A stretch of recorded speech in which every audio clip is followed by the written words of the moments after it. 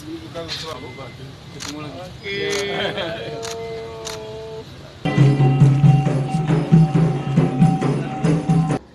Kami harapkan kepada Bapak Menteri, tahun depan alokasinya dapat ditambah, paling tidak menjadi 2 kali lipat. Selanjutnya Bapak Ferry Julianto dari Desa Bukit Kemuni.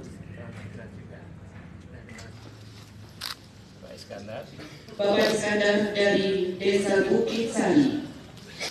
45 2019 ini Presiden menaikkan target lagi menjadi 9 juta.